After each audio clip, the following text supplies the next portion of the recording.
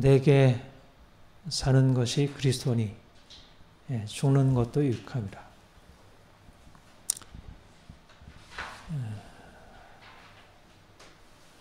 우리가 사는 것, 우리가 이 세상에서 잘 살아가는 것, 그 의미가 예수님 믿은 이후로 바뀌어지게 되었습니다. 우리는 이 세상의 육체로 태어나서 생로병사의 운명 가운데 살아가죠. 누구든지 이 세상에 살면서 내가 원하는 인생, 자유로움, 고통, 죽음이 없는 인생, 이게 우리 안에 가지고 있는 꿈이지만 그런 인생은 우리에게 존재하지 않아요. 그러니까 우리가 동물이라면 자기가 병들어 죽는 것에 대해서 고민할 이유가 없잖아요. 근데 우리는 인간이라는 존재가 사실 불행할 수밖에 없는 것은 내가 가지고 있는 생로병사의 이 운명과 나는 그 운명을 받아들일 수 없다는 내면에 누구도 이해 없이 가지고 있는 소망. 그러니까 인간은 태어날 때부터 불행한 거예요. 내가 원하는 것은 병들고 아프고 결국은 죽어가는 것을 받아들일 수 없어요. 사실 옛날엔 옛날 방식으로 말하자면 고통, 병이나 노화, 죽음, 이것은 내 인생에 있어서 소화할 수 없는 그런 것들입니다. 말하자면 삶이라고 하는 것은 죽음을 그 안에 누구도 이의 없이 가지고 있고 결국 인생을 알아가면 알아갈수록 인생에 엄청난 기쁨도 있고 자유함도 있지만 그러나 그것이 얼마나 큰 한계에 봉착해 있는 것인지 저도 때때로 소화가 안 되고 우리 지체들도 요즘에 소화가 안 돼가지고 고생하고 대상포진에 독감에 엄살에 주위에 암이 걸려가지고 지금 심각한 그런 상황 가운데서 힘들어하는 우리 이웃들, 친구들 소식도 듣게 되고,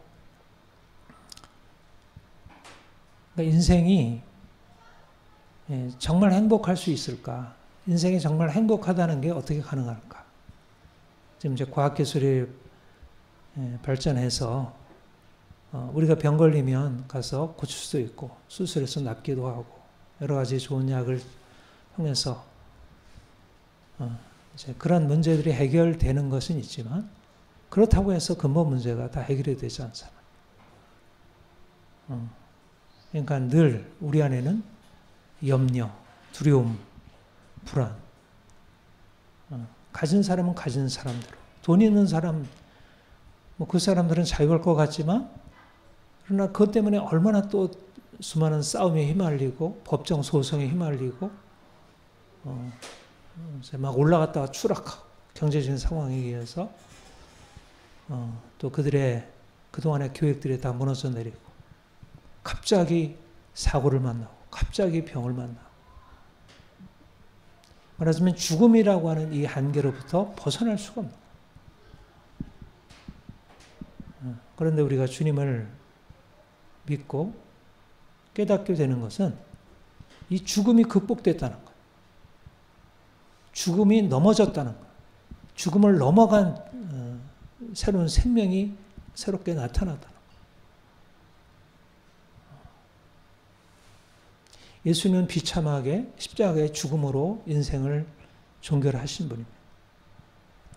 그런데 놀라운 사실은 그가 죽은 자 가운데 다시 살아났었다는 소식이 전파되고 많은 사람들이 그 소식을 믿고 받아들임으로 그들의 인생 안에 실질적으로 죽음을 넘어서는 새로운 생명의 삶을 살아가게 되었다는 거예요.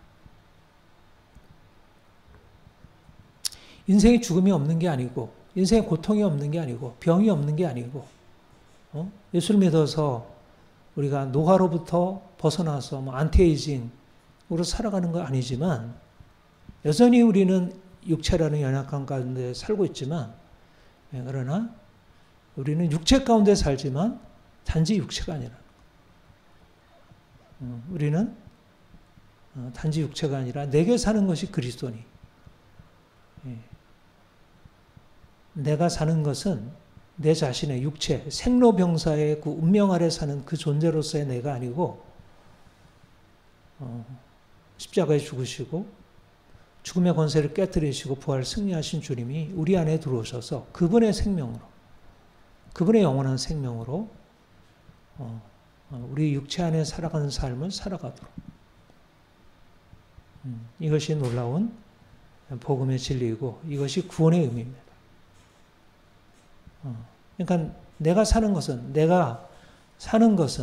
모든 사람들은 다 사는 것 공통의 운명을 가지고 있는 것 같지만 그 삶의 내용, 그 본질, 질이 달라진 것입니다. 우리가 주님과 연합해서 하나 되면 이제 내가 육체로 살아가는 것이 아니라 그리스도께서 내 안에 들어오셔서 그분의 삶을, 그분의 영원한 생명을 내 안에 허락하시고 내가 그 생명으로 살아가는 것을 이제 새롭게 시작하고 그것이 우리의 이 땅의 삶에서의 새로운 삶의 의미라는 것입니다. 이전에는 내가 왜 이렇게 내가 병이 있지? 어떻게 이 병에서 벗어나지? 이렇게 이제 내 원하는 일이 안 되지? 경제적으로 이게 어떻게 하면 되지? 이 상황은 어떻게 벗어나지?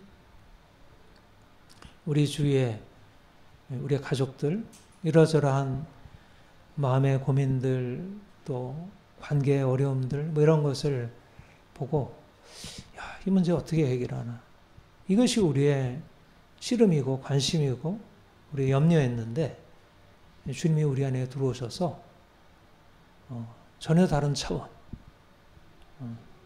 무엇을 먹을까 마실까 어떻게 하면 우리의 죽음에서 벗어날까 하는 그런 우리의 삶의 차원에서 벗어나서 이제 죽음을 이기시고 부활 승리하신 주님이 우리에게 들어오셔서 내가 생명이다. 나는 살았다. 나는 죽은 자가 아니라 나는 산 자다. 너도 죽은 자가 아니라 산 자다. 죽은 자로 살지 말아라. 죽음을 향해 나아가는 존재로 살아가지 말고 이미 그리스도 안에서 죽은 자 가운데 살아나신 그리스도 안에서 영원한 생명을 가진 자로 살아가라. 내가 가난해도 내가 병들어도 내가 여러 가지 많은 상처를 짊어지고 있어도 또 주변에 이러저러한 것이 나를 공격하고 나를 이러저러하게 아프게 해도 그것조차도 나의 생명을 해하는 것이 아니라 오히려 그 안에서 내가 유익을 얻는다는 죽는 것도 유익함이라. 가난도 유익하고 질병도 유익하고 다른 사람의 공격도 유익하고 모든 것도 주님이 내 안에 주신 그 영원한 생명이 오히려 내 안에 더 온전하게 되도록 주께서 행하시는 도구가 될 수 있다는 것이에요. 여러분 우리의 정체성은 내가 이제까지 살아온 이력에 있지 않아요. 우리 부모가 어떤 부모였습니다. 내가 어려서 어떤 상처를 받았습니다. 내가 부모님이 사업을 하다가 망해가지고 내가 어떻게 고통을 당하게 됐는지 모릅니다. 내가 주변 사람들에게 왕따 당하고 내가 고통스럽게 살았습니다. 이게 내 정체성을 구성하잖아. 그거는 분명히 내 정체성의 한 부분을 여전히 이루고 있고 내 삶에 여전히 그것이 올라와서 나를 찌르기도 하고 내가 그것에 사로잡히기도 하지만 그게 더 이상 내 정체성이 아닌 거라. 내가 사는 것이 그리스도라는 것은 이제 내가 죽었다는 거예요. 이전의 내 삶, 이전의 나의 옛사람, 내가 붙들고 씨름하고 어떻게든지 보다 낫게 해보려고 다른 사람보다 낫게 해보려고 다른 사람처럼 돼보려고 했던 그런 인생이 아닌 그리스도께서 내게 들어오셔서 이제 전혀 새로운 인생, 내가 생각하지 못했던 새로운 인생을 내게 허락하셨다는 것입니다. 너희 부르심을 보라. 육체를 들어 지혜 있는 자가 많지 아니하고 능한 자가 많지 아니하고 문말 좋은 자가 많지 아니하다. 이게 너희의 정체성이 아니다. 네가 지혜가 없다는 것, 네가 능하지 못하다는 것, 네가 가문이 낮다는 것이 너희 정체성이 아니다. 그것으로서 세상 가운데 살아가면 평생 불행하죠. 그러니까 내가 가지고 있는 어떤 삶의 조건이 나의 어려서 태어나서 이제까지 살아온 환경이 불행했다면 인생은 그 불행으로부터 벗어날 수 없는 말하자면 굴레 안에 살아가는 거예요. 내가 어렸을 때 이런 삶을 살아왔는데 어떻게 여기서 벗어날 수 있겠어? 사람들은 그거를 너무나 당연하게 여기고 그래 그게 네 운명이야. 아무리 우리가 뭐 오늘날 문명이 발달했다 하더라도 그 운명을 바꿀 수 없다는 것입니다. 근데 그게 정체성이 아니고 너희는 그리스도 안에 있고 이게 정체성이라. 그리스도께서 우리에게 오셔서 지혜와 의로움과 거룩함과 구속함이 되셨다는 게 우리의 정체성이라. 내가 누구냐가 아니라 그리스도께서 내게 오셨다는 것, 내가 그리스도 안에 있다는 것, 그리스도가 나와 연합하여 하나 되었다는 것, 내가 이제 주 안에서 산다는 것. 비록 내가 가난해도, 내가 병들어도, 과거에 내가 인생이 형편없는 그런 실패의 삶을 살았어도 이제 내가 예수 안에 있으면 그게 나를 새롭게 만들었다. 이것이 우리가 주님 안에서 인식하게 되는 새로운 삶, 새로운 피조물의 의미를 할 수 있습니다. 우리가 주님 안에서 살아가는 의미가 뭘까? 사랑을 알고 사랑 안에 살아가는 것입니다. 나도 너희를 사랑했으니 나의 사랑 안에 거하라. 이제 예수님이 이 땅에 오신 것은 사랑을 우리에게 알리시려고. 하나님은 사랑이시다. 이 놀라운 사실을 알리시려고. 여러분 우리가 사랑을 알고 있나요?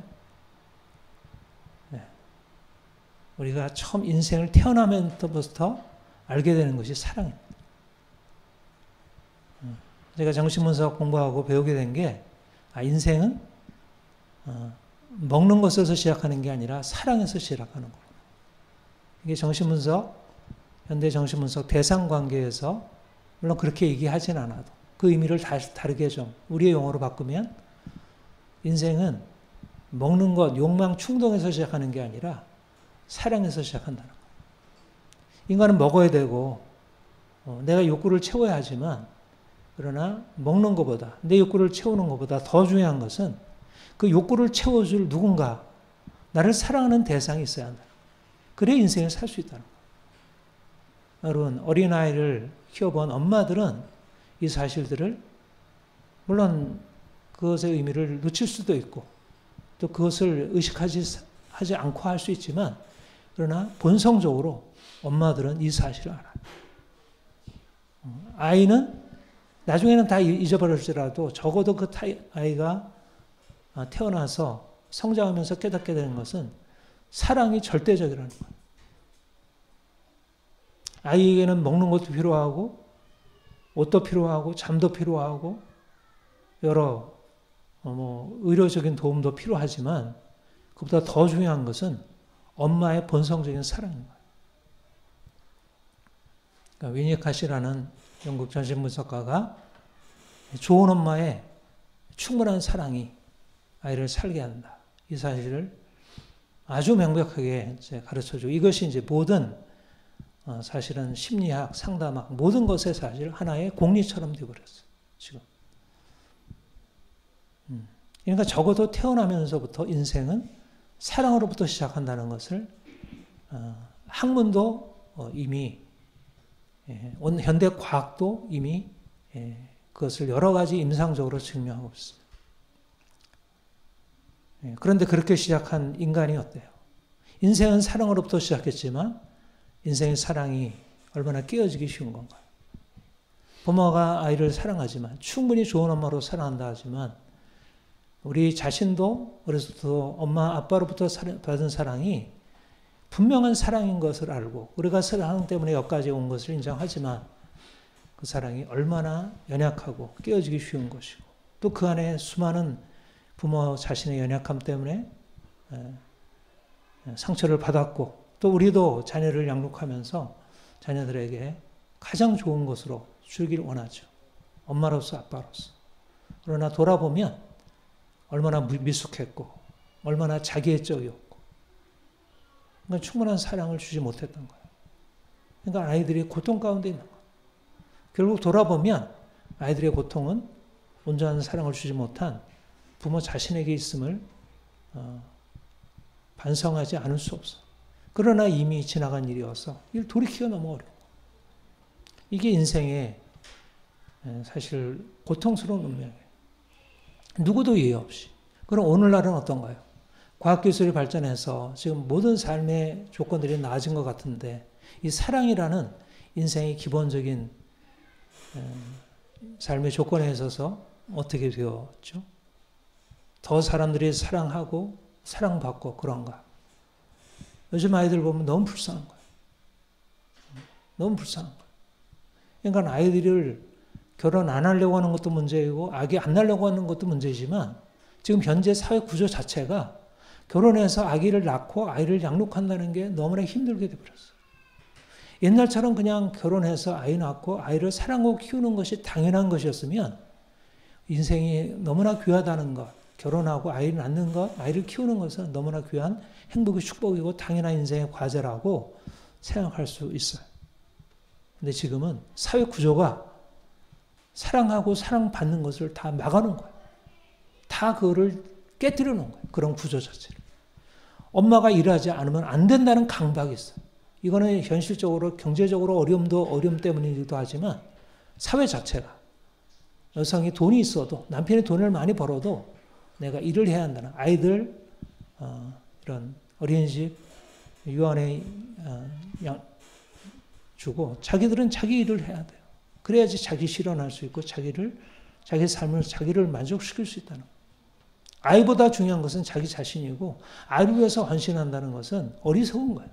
어리석은 부모가 자기를 위해서 모든 것을 헌신하는 것이 어린아이에게 가장 중요한 일인데 그게 아이가 건강하게 자랄 수 있는 결정적인 조건인데 그거를 잃어버렸어. 지금 이 사회가. 그러니까 어린아이 태어나면서부터 아이들은 이미 정서적으로 불안을 갖고 태어나. 근데 그걸 엄마가 보듬어 줄 수 있어야 하는데 그것이 안 되는 것입니다. 사랑이 굉장히 너무나 당연한 얘기고 우리의 삶에 가장 많이 쓰이는 단어이지만 그러나 사랑을 한다는 것, 사랑을 받는다는 게 점점 힘들어지고 과연 사랑이라는 게 존재할까? 부모가 날 사랑한다는 게 맞을까? 내가 누군가를 사랑한다는 게 가능할까? 지금은 그런 것이 존재한다는 것에 대해서 의심하고 있어요. 지금은. 오히려 사랑이라는 건 전부 다 자기를 사랑하는 것 외에는 없다. 사람들은 다 자기를 사랑하도록 다 그렇게 얘기를 해요. 사랑한다는 것은 자기를 사랑하는 거지 남을 사랑하는 거는 자기 사랑이 좀 채워졌을 때 그 다음의 문제지.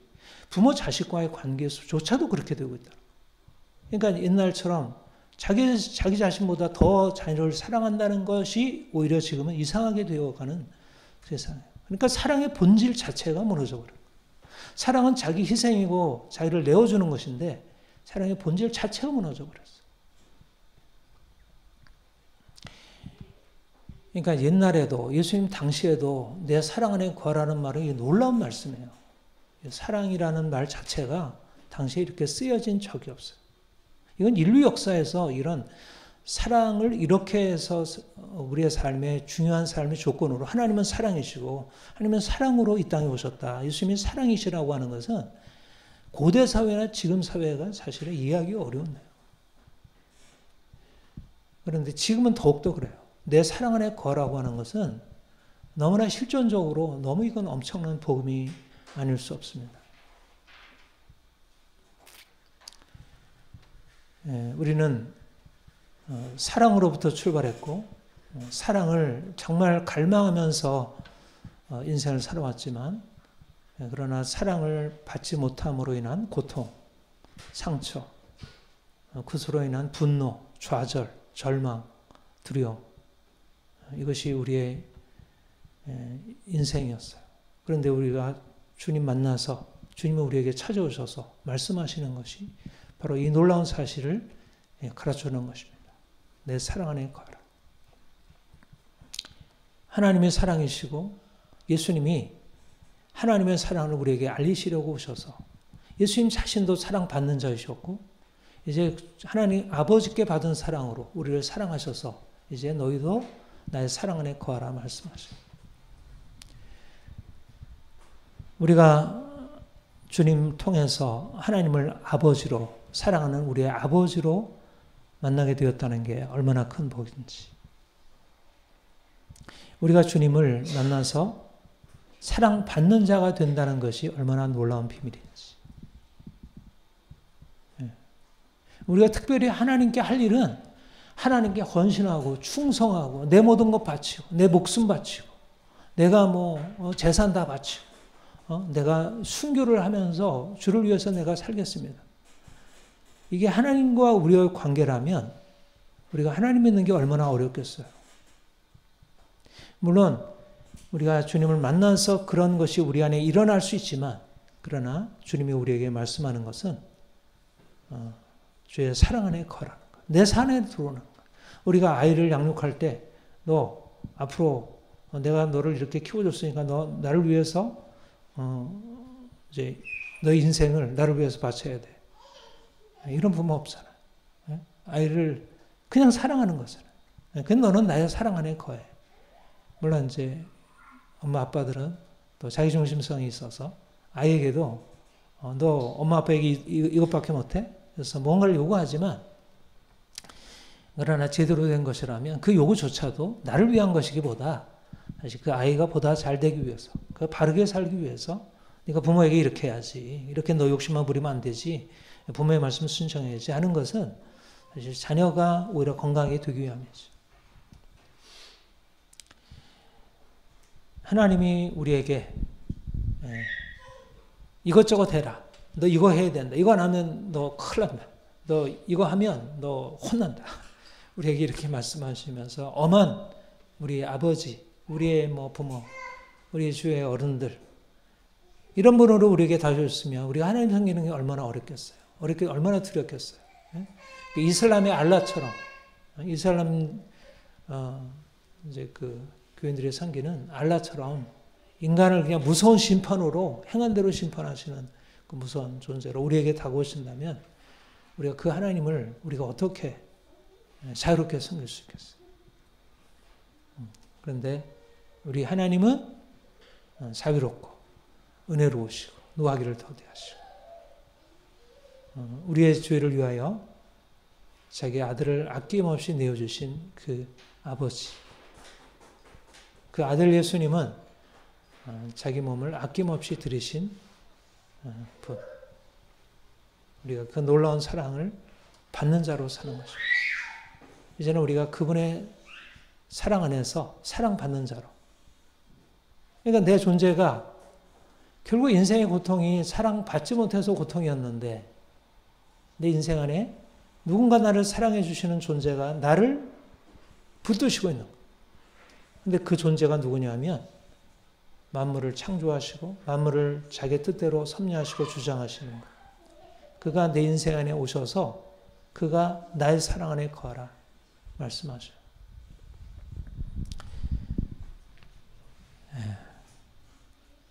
얼마나 좋은가요? 좋습니까? 우리 인생은 새로운 출발이 시작이 된 것입니다. 내 안에 사는 것 예수 그리스도니 내게는 사는 것이 그리스도니 이것은 내가 그리스도께서 아버지의 사랑 안에 거하듯 내가 주의 사랑 안에 거하면서 그분이 우리를 이끌어 가시는 사랑의 나라로 들어가서 사랑받으며 기뻐하며 삶의 문제와 고통 가운데 좌절하지 않고 절망하지 않고 사랑이 나를 살리고 있다. 사랑이 나를 붙들고 있다. 그 사랑이 나를 이끌고 있다.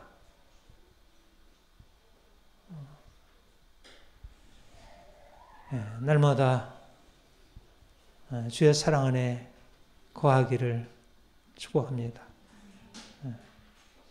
주님이 어떠한 사랑으로 우리를 사랑하신다고 했어요? 이제부터 너희를 종이라 하지 아니하고 친구라 하였노니. 우리는 종이잖아요. 주님은 우리의 왕이시고 주인이시고 우리는 아무것도 아니고 우리가 주가 하라는 대로 따라서 해야 할 종입니다. 내가 주인이 아니라 주님이 나의 주인 되신다는 것. 그런데 그 주인은 다른 주인과 다른 것입니다. 우리를 그 사랑 안에 두시고 우리를 사랑으로 받아주시는 거예요. 사실 놀라운 사실은 뭐냐면 우리가 인간적인 경험, 우리의 사랑과의 관계에서의 경험과 우리가 주님 안에서 발견하는 것이 다르기도 하지만 같기도 하다는 거예요. 여러분, 누군가 나를 사랑할 때 사랑받는다고 하는 것이 어떤가요? 나를 인격적으로 존중해 주는 거잖아요. 누군가 내 선생이 나에 대해서 여러 가지로 가르치고 도움을 주지만 자기가 나보다 더 많이 안다고 일방적으로 무시하고 너 그거밖에 몰라? 이건 이거지. 이런 식으로 우리를 막 하대하고 핀잔 주고 경시하고 이러면 마음이 상처가 되어가지고 설사 받는 건 좋지만 마음으로부터 친밀한 마음을 느낄 수 없잖아요. 사실 우리 한국의 이제 우리 문화가 사실 굉장히 권위가 이제 강조되는 수직적인 위계, 이제 유교적인 가부장적인 권위주의 사회잖아요. 이게 굉장히 좋은 게 많이 있어요. 권위가 인정이 되고 그래서 그럼으로써 전체가 안정되고 삶이 보다도 온전해질 수 있는 게 있어요. 근데 이제 문제가 뭐냐면 비인격적인 거예요. 말하자면 종으로 하대하듯이 아버지와 아들과의 관계가 수직적이고 일방적이에요. 그러니까는 아버지가 일방적으로 말하고 아이들은 일방적으로 들어야 돼. 그러니까 상처를 받아요. 아버지의 말이 한편 옳기도 하지만 나를 무시하는 것에 대해서 적어도 내가 나를 주장할 뭐가 있는데 그것에 대해서 일방적으로 밀어붙이게 되면 상처를 받아요. 그러니까 오늘날 우리 한국 사회에서 젊은이들, 청소년들이 전통적인 그 부모, 어른 세대에 대해서 가지고 있는 상처들이 그거잖아요. 마음을 닫아버리고 듣지만 진짜 마음으로 듣지 않고 이제 일단 벽을 치고 들어가는 거죠. 그러니까 우리 젊은이들은 서구적인 평등, 부모나 자녀나 뭐 선생이나 학생이나 다 평등해. 그러니까 우리를 함부로 대해서는 안 돼. 나도 동등하게 말할 수 있고 부모님도 선생님도 내 말을 듣고 옳으면 따라야지. 이게 평등 사상이죠. 그런데 이제 전통적인 우리 한국의 부모들은 선생님들은 일방적으로 이래라 저래라 하니까 이게 이제 권위주의가 이제 상처가 돼가지고 옛날엔 그걸 당연하게 여기고 받아들이고 했는데 이제 그래서 이제 인권의 이름으로 대항하고 싸우고 이게 이제 지금 오늘날 세대 간의 갈등이잖아요. 근데 그거는 사실 문화차, 서양과 동양의 문화 차이로만 볼 수 있는 게 아니라 사실 그러니까 동양 문화 안에 있는 긍정적인 유교적인 것 안에 권위가 강조되는 긍정적인 것이지만 온전한 인격적인 사랑이지 못했던 것입니다. 그러니까 그것에 대해서 항의하는 게 너무 당연한 거죠. 그런데 사실은 예수님은 사실 오늘날 보자면 예수님은 절대적인 권위자예요. 오늘날 우리가 내 마음대로 내 뜻대로 내가 가지고 있는 것을 그냥 다 들어주고 받아주는 분이 아니고 나를 내려놓고 그분의 말씀대로 순종하도록 하는 그분은 우리의 주인이시고 우리가 가지고 있는 우리의 자아의 주장 이것을 깨뜨리는 분이에요. 그래서 오늘 현대적인 흐름과 맞지 않는 분이에요. 그러나 그분은 또 굉장히 현대적이기도 한 거예요. 내가 너희를 종이라 하지 아니하고 친구라 했노니. 그러니까 수평관계라는 거예요. 참 이해할 수 없는 일이에요. 그분의 사랑이라는 게 참 엄청난 거예요. 우리를 친구로 대하시고 존중하시고 사랑하시고. 사실은 부모가 자녀를 사랑할 때 이 개념이 이해가 될 수 있어요. 그렇죠? 부모가 자녀를 사랑할 때 정말 사랑하면 아이를 함부로 대하지 않아요. 부모가 내가 어른이고 너는 아이고, 그러니까 너는 내 말 따라야 돼 하면서 아이가 가지고 있는 소원이나 주장에 대해서 그냥 무시하고 하면 아이가 상처를 받아가지고 진정으로 건강한 아이로 성장할 수 없어요. 그러니까 부모의 자식 사랑 안에도 평등한 것이 있고 존중이 있어요. 근데 온전하지 못한 거죠. 근데 우리가 주님 만나 사랑받는 자가 될 때 우리를 잃어버리지 않는 거예요. 우리를 다 잃어버리고 그냥 그 안에 머리 숙여야 하고 그 두려움 가운데 섬기거나 억압 가운데 섬기거나 분노 가운데 행하는 것이 아니라 그분이 우리를 친구로서 우리를 누르지 아니하시고 간섭하지 아니하시고 침범하지 아니하시고 그러니까 오늘날 현대 심리학적인 상담학적인 용어로 봐도 예수님은 굉장히 훌륭한 공감적인 그런 리더로서 이제 오셔서 행하신 거죠. 근데 그분이 우리 안에 오셔서 그분의 사랑 안에 거하도록 그분의 사랑을 잘 받고 있습니까?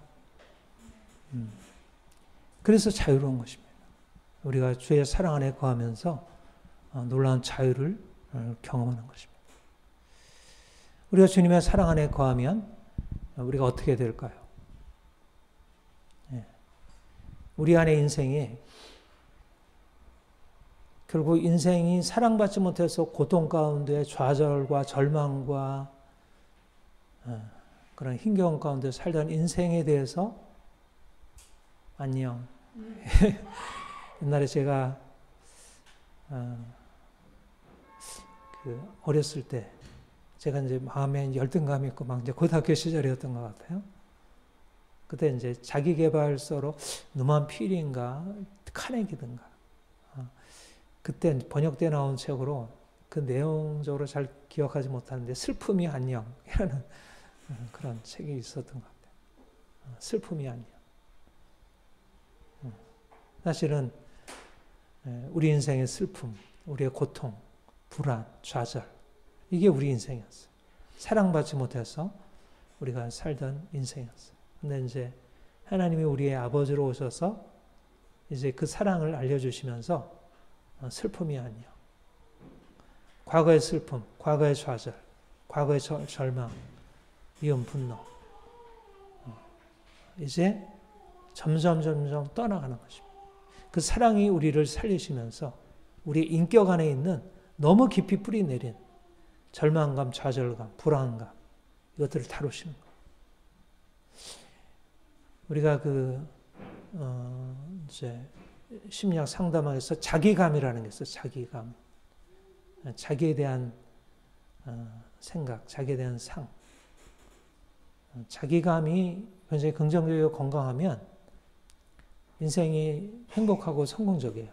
근데 자기감이 눌려있고 고통적이고 낮은 자존감, 이런 자기감이 망가져 있으면 뭐든지 결국 자기를 통해서 다른 사람을 보니까 자기 자신이 불행하니까 나를 불행하게 한 주변 사람들이 싫고 그리고 모든 사람들이 나를 불행할 대상들로 보이고 그리고 내 자신에 대해서 부정적인 자기 상을 가지고 있으니까 주변 사람들에 대해서 긍정적으로 보기 어렵죠.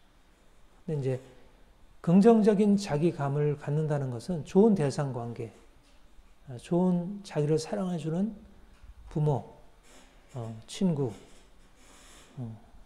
그런 선생님 이런 분들이 있으면 건강한 자기감이 다시 회복이 돼요. 근데 이제 제가 주님 안에서 일어난 일이 바로 내 안에 또 여러분 안에 일어난 일이 이 긍정적인 자기감, 자기상의 건설이라 생각해요. 사랑받으니까 인생에 대해서 슬퍼하고 좌절하고 절망하고 왜 내가 이럴까? 이런 늘 불안해하고 두려워하고 하던 것에서 할 수 있다. 하면 되겠구나. 뭐 또 못하면 어때? 자기를 용납할 수 있게 되고. 말하자면 사랑이 우리를 살려서 자기 자신을 뭔가 해야 된다는 어떤 강박으로 하지 않으면 안 된다는 강박으로 나를 밀어붙이지 않고 자기 자신의 약함까지도 수용할 수 있는 것으로 바뀌어지게 됩니다. 그러니까 사랑을 우리가 받으면서 내 자신 안에 있는 이러저러한 눌림에서부터 벗어나서 이전에는 뭐 내가 사랑받지 못했으니까 갈망되는 건 뭐예요? 누군가 나를 좀 제대로 사랑해주는 사람 없나? 누군가 나를 좀 이렇게 편안하게 해줄 대상 없을까? 뭐 옛날 그 한영애인가? 뭐 누구 없어. 누구 없어. 누군가 날 사랑해줄 누구 없어. 우리가 그게 이제 호소잖아요. 근데 그런 사람 없잖아요. 조금 있는 것 같다만 또 실망을 주고 또 상처를 더 줘. 그러니까 없구나.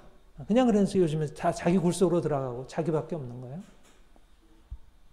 그런데 그분이 오셨고, 그분이 우리를 사랑하셨고, 우리를 치유하셨고, 우리를 치유하시고 있고, 또 치유하지 못한 부분이라 할지라도 그분이 우리를 용납하셔서 괜찮다 하시고, 그분 자신이 우리와 하나됨을 말씀하시고, 그러면서 이런 사랑받음이 우리 인생을 내 자신에 대해서 전혀 바꾸게 만들어요. 이전에는 사랑받지 못했던 갈급함과 그런 결핍, 그것으로 인해서 인생에 대해서 너무 좌절스럽고 힘들었는데 이제는 사랑받으면서 사랑하는 상대방을 보기 시작합니다. 그래서 내 안에 사랑하는 그 사람이 내 안에 들어와요. 이거는 제가 정신분석에서 배운 아주 귀한 통찰이에요. 사랑받으면 사랑하는 것도 배우게 된다. 내가 어떻게 하면 사랑할 수 있을까? 사랑받으면 사랑할 수 있다는 거예요. 사랑하려고 노력해가지고 사랑하는 게 아니고 사랑은 사랑받아야 할 수 있다는 거예요. 사랑받는 것과 사랑하는 건 정반대 아니에요? 아니라는 것입니다. 사랑받으면 사랑하는 사람이 내 안에 들어온다는 거예요. 그야말로 예수님이 내 안에 들어오신다는 말이 심리학적으로 너무나 옳은 얘기예요. 주님이 내 안에 오셔서 주님의 일을 하신다는 말은 말도 안 돼. 내가 어떻게 인간인데 돼. 그런데 내가 정말 주님의 사랑을 받으면 주님이 내 안에 들어오셔서 주님이 나를 사랑하셔서 나를 고치실 뿐만 아니라 내가 주님이 받은 그 사랑을 가지고 어느샌가 그를 닮아서 나도 비슷하게 행하는 것을 하는 거예요. 우리 희성이 노는 거 보면 이거를 알 수 있잖아요. 아이가 엄마의 사랑을 받았다고 사랑받는 자로 엄마 나를 사랑해. 엄마 껌딱지로 이렇게 딱 붙어서 엄마 외에는 없어. 근데 아이 안에 엄마가 들어와 있는 거야. 엄마. 그러니까 엄마의 마음을 가지고 사물을 바라보는 거야. 나를 바라보고 주변 사람을 바라봐요. 그러니까 사랑받은 아이는 사랑받는만 하는 이기적인 아이라고 생각했는데 이기적인 아이가 아니고 사랑받으면서 사랑하는 상대방이 내게 해주는 것을 내가도 할 수 있고 해야 된다는 그런 것이 자연스럽게 일어나요. 그야말로 생명의 전달이지. 이게 주님 안에서 하나 되는 일이에요. 그러니까 주님 안에서 하나 되는 일은 생명으로 일어나는 일이에요. 사랑받지 못해서 내가 이기적이고 막 다른 사람 해하기만 하고 어떻게든지 자기 욕심만 채우려는 사람을 사랑하는 사람으로 바꾸려고 아무리 노력해서 뭐 과학적으로 진단하고 이러저런 방식을 해서 아무리 많은 것을 동원해서 해보세요. 되는가요? 불가능한 일이에요. 이건 불가능한 일이에요. 인간의 심리 구조, 인간의 내 마음을 바꾼다는 것은 불가능한 일이에요. 어떤 도덕으로도, 어떤 윤리로도, 어떤 이성으로도, 어떤 법으로도 불가능한 일이에요. 근데 그것을 가능하게 하는 유일한 길은 그를 그 어려서 받은 사랑받지 못한 그 고통과 그 사랑 대신에 나쁜 것을 받은 그것을 바꿔주는 더 큰 사랑의 어떤 대상을 만나서 그 안에 새로운 구조가 형성되는 게 그로 하여금 자기 인생을 새로 바꾸게 하고 다른 사람을 사랑하게 하는 일이에요. 그러니까 오늘날 이 사회가 점점 너무 심각하게 바뀌어지고 있잖아요. 다 이기적이고 세상이 너무 이상하게 되고 있어요. 묻지마 살인, 뭐 성폭력, 뭐 여러 가지, 뭐 가짜뉴스, 뭐 사람들에 대한 어떤 이런 혐오, 뭐 이런 것들이 너무 퍼져가고 있어요. 근데 이제 어떻게 이것이 가능한가요? 누군가 사랑하는 분이 있어야 한다.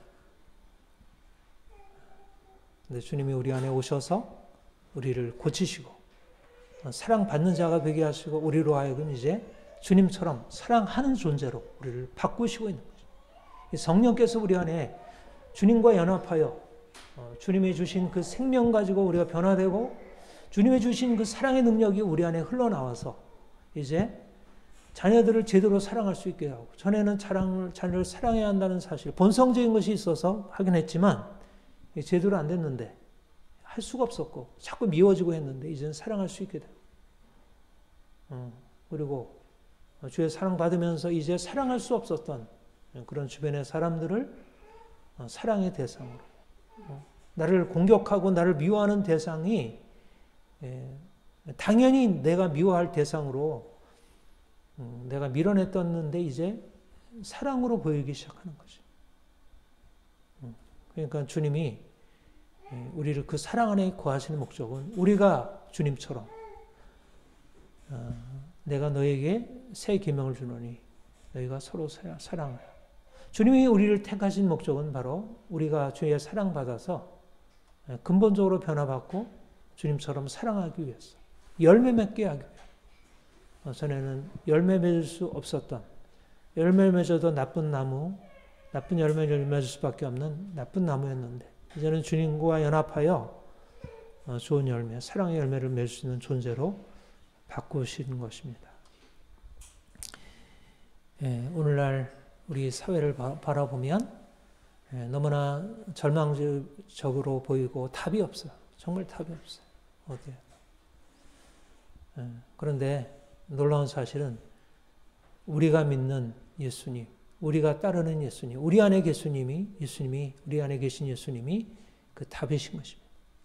내게 사는 것이 그리스도니 이게 답인 거예요. 우리가 살고 내게 사는 것이 그리스도니 하면 우리도 살고, 우리의 가족도 살고, 우리의 친구들도 살고, 우리의 이웃도 살 수 있어요. 우리는 내게 가지고 있는 여러 가지 많은 문제들과 고통, 주변의 많은 문제들로부터 시작하는 게 아니라 주님께서 우리에게 오셔서 행하신 새 일, 주님이 우리를 사랑하신 일, 거기서부터 시작. 우리가 주님 사랑받는 것에부터 시작합니다. 그러면 우리가 사랑하는 곳으로 나아가고 이 세상 가운데 놀라운 사랑의 빛을 나타낼 수 있습니다. 더 온전하게 주님의 사랑이 우리 안에 심어지고 열매 맺고 자라서 열매 맺고 많은 사람들을 치유하고 변화시킬 수 있는 그런 생명의 역사가 일어나길 소망합니다. 기도하겠습니다. 하나님 아버지, 주의 사랑이 가장 필요하고 가장 중요하고, 오직 이 한 가지 외에는 우리의 삶을 다루고 바꿀 수 있는 것이 없음을 고백합니다. 병도 고침받아야 하고, 인생의 상처도 고침받아야 하고, 재정적인 어려움도 남을 입어야 되지만, 인간관계도 변화되어야 하지만, 그러나 무엇보다도 우리가 주의 사랑을 경험하는 것, 주의 사랑 안에 사는 것, 주의 사랑을 통해서 우리가 사랑의 사람으로 바뀌는 것이 가장 중요한 것임을 깨닫습니다. 주님, 내 안에 거하라, 나의 사랑 안에 거하라 주께서 말씀하시는데, 우리가 날마다 주님 사랑 안에 거하도록 주 사랑을 우리에게 말씀해 주시고, 우리의 이전의 모든 것 주님 사랑 안에서 치유받고 변화받아 이제 우리도 주님처럼 다른 사람 사랑하며 살리며 살아갈 수 있게 하옵소서. 감사합니다. 예수님의 이름으로 기도합니다. 아멘.